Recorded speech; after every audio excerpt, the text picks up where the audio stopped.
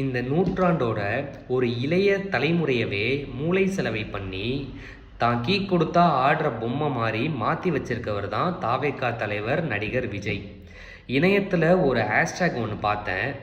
டிவிக்கியோட அப்ரிவியேஷன்னு போட்டு டெரரிஸ்ட் வளர்ப்பு கழகம் அப்படின்னு சொல்லி போட்டு ட்ரெண்ட் பண்ணிட்டு இருக்காங்க.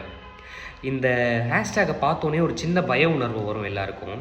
அதாவது இந்த டிவிகேவோட ஆதரவாளர்கள் அல்லாத மக்கள் இவங்களை இந்த தீவிரவாத இயக்கம் மாதிரி பார்க்குறாங்கன்னா எதனால் அப்படி அவங்களுக்கு தெரியுது அப்படின்னா, இவங்களோட அறிவற்ற செயல்.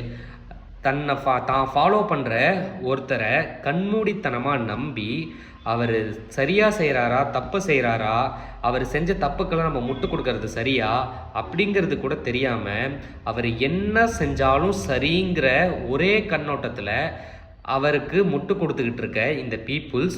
அது மட்டும் இல்லாமல் இவங்க எடுத்தோடனேயே இவங்க கிட்ட நம்ம ஆர்கியூமெண்ட் பண்ண போகிறோம் அப்படின்னா கெட்ட வார்த்தைகளில் தான் பேசுவாங்க இவங்க. அதுலேயே நீங்கள் கணிச்சிடலாம் இவங்க எவ்வளவு பெரிய மோசமான நபர்கள் அப்படின்னு சொல்லிட்டு.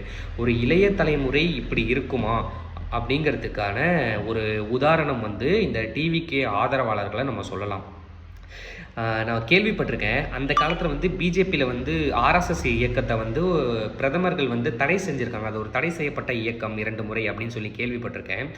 அவன் அந்த இயக்கத்தை தீவிரவாத இயக்கம்னு சொல்லி தடை செய்யப்பட்டதாக நான் கேள்விப்பட்டிருக்கேன். அதே மாதிரி அதுக்கப்புறம் இப்போ தான் வரலாற்றில் முறையாக இந்த ஒரு கட்சியை அந்த மாதிரி போர்ட்ரை பண்ணி நான் பார்க்குறேன். இந்த தலைமுறையவே ஒரு முட்டாளாக மாற்றுறதுக்கான முயற்சி தான் இது எல்லாமே. கண்மூடித்தனமாக இவங்க ஃபாலோ பண்ணுற ஒரு ஆளுக்காக முட்டாளாக மாறிட்டாங்க. இப்படிப்பட்ட அறிவு இல்லாத இந்த மாதிரி ஒரு செயல் செய்யக்கூடிய இந்த கழக தலைவரையும் அவங்களோட நிர்வாகிகளையும் ஆட்சி கட்டில் அமர்த்தினோம்னா நாளைக்கு இந்தியா இந்த தமிழ்நாட்டோட லிட்ரஸி ரேட் குறையும், அதோட பொருளாதாரம் சரியும். ஸ்ரீலங்காலையும் நேபாளையும் என்ன நடந்ததோ அதே மோசமான நிலை இங்கேயும் வரும்.